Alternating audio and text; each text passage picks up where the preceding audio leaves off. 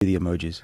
No emojis? Well, I'm not an expert. Back in our day, we were lucky to meet a girl at a bar or something. But these days, I think it's harder, especially during COVID. I'm happy I'm married, but if I was single, I'd be doing confetti, emojis, the big heart that blows up. Whoop! I'd do all that shit.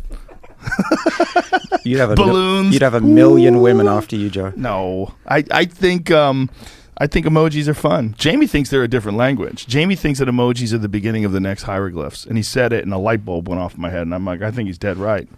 I think one day we're going to I really believe this, and maybe you can help me out on this. I think that if someone concocted a universal language, a language that every country could adopt and understand, and they did so in, you could do it in the form of a game where it would be like as you're getting better at it, you score points and you do better. Like say if you're playing like a Call of Duty type game, and in that game, in order to increase levels of the game, you must learn this new language, and this language is an image-based language that interprets intent through some sort of emoji character system that doesn't require English or kanji or any sort of letters or any sort of way that we interpret sounds in language.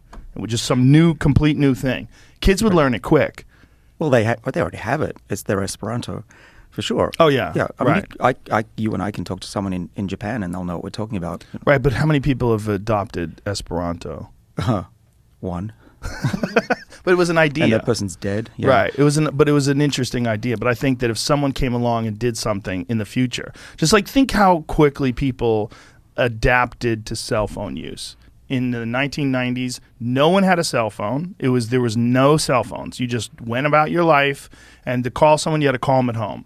And then in the 2000s, everyone had a cell phone. I mean, literally, it went from like 1991, no one has a cell phone. 2013, everyone has a cell phone. And everyone has a smartphone by then. So it's a completely new world in the span of 12 years. That's unprecedented, right? It is. Well, it's similar to the turn of the 19th to the 20th century where